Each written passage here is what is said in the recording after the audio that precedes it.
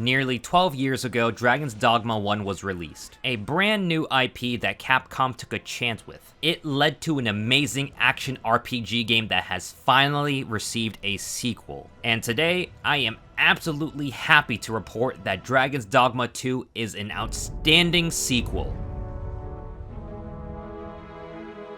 For the fans of the franchise, you'll be happy to know you're in great hands. And for the newcomers, you might end up loving this game as well, but there are a few things that I'll go over that can be considered cons, but the overall package is just amazing. It takes a certain kind of person to enjoy these cons, but if you manage, then you'll love this game. My name is Kogon, and I was provided with a review code, and I've put at least 50 or so hours into this game in the last 5 days. Don't worry, the footage I'll be showing today is all gameplay with no story or major fight spoilers. Graphically, the game is beautiful. Of course, it's not your ultra-realistic graphics, but it still looks amazing. The gameplay was recorded on a PC with a NVIDIA GeForce RTX 4060. After playing around with the settings, when I'm out in the wilds, the gameplay stays at a consistent 60 frames. However, when I'm in a large populated environment like cities with many NPCs walking around, the frames do drop. I was told there would be a patch to fix the optimization, so I'm crossing my fingers we'll all be able to play the game smoothly. But from my own play, the game overall looked great. The spells were looking powerful, the combat was bloody and fierce, the enemies looking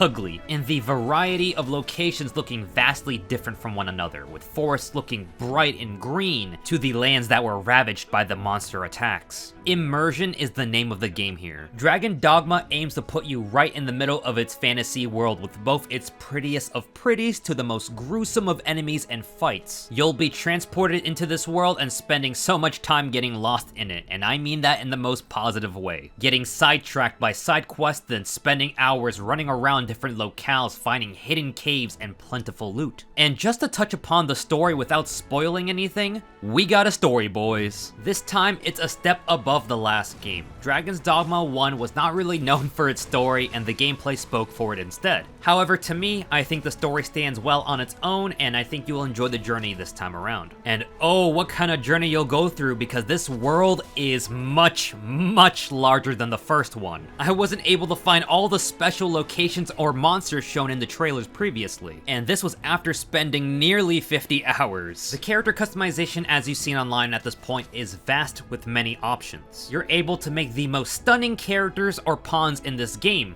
or just make downright grotesque creations. And the gameplay is still an action-packed thrill that it was before. The team-based combat against large-sized monstrosities like Cyclops and Griffins are still exciting as they were 12 years ago, but this time, under a new code of Dragon's Dogma 2, the combat is refined and improved, with now having more fluidity and less clunkiness. From narrowly dodging the Cyclops' massive swings to Griffins dropping me 50 foot off the ground, they know how to surprise you and increase the scale of danger as you keep going. The vocation choice this time has me struggling to stick to one. For newcomers, it's basically your class and jobs of the game. I will admit I do miss the Strider vocation being the combination of range and fast-paced melee combat, separating it into two different vocations, Archer and Thief. But for the sake of balance, I can understand why we can't have two in one.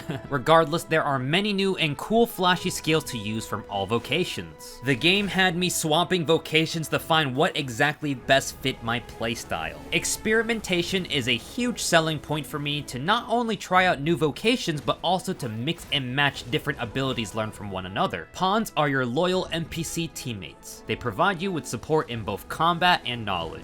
The pawn system this time around has been greatly improved. The perfect word to describe the pawns this time around is that they feel more alive in this game than the first. The pawns grow based on their experience of being summoned by other players, and that leads to helping you on your own journey. And yes, they do say more than just generic lines like strength and numbers. The dialogue between pawns is dynamic. Depending on your pawn and the pawns you've summoned from other players, they'll engage in specific banter according to things like your party composition consisting of only women or the new Beastren race. If you summoned a pawn that has done a quest previously, they may guide you to a quest objective to help you. Pawns can even give you high fives after a battle, It's a neat gesture. Now, one drawback that I can think of that can be off-putting for new players would be the fast traveling system. There's no traditional fast travel options. You can't simply open your map and go to whatever location you want to go to. You'll have to sometimes walk a good several meters to get around. While the immersion of the game is one of the selling points, those who are impatient may not enjoy the aspect of walking nearly everywhere you have to go. There are some methods of fast traveling though, like the Fairy Stone, which can instantly teleport you over to a specific location, but these can be scarce to find. Next to Fairy Stones, you have the Ox Carts as another method of traveling around. You can get on a cart and doze off to your next destination quickly, that is if you don't run into any trouble along the way, or sit through your journey and take in the ride. The optimization of the game could be a problem if there's no fix for it. If there is a fix for this, then well, throw out this point because I cannot think of too many other drawbacks of this game. This game is quite honestly my game of the year. I had a fantastic time playing it. If you were to ask me if I would recommend Dragon's Dogma 2 at full price day one, then I would say buy 2 copies for you and your dog. Other than that, I hope to see your guys' pawns. Thanks for watching and have a good one.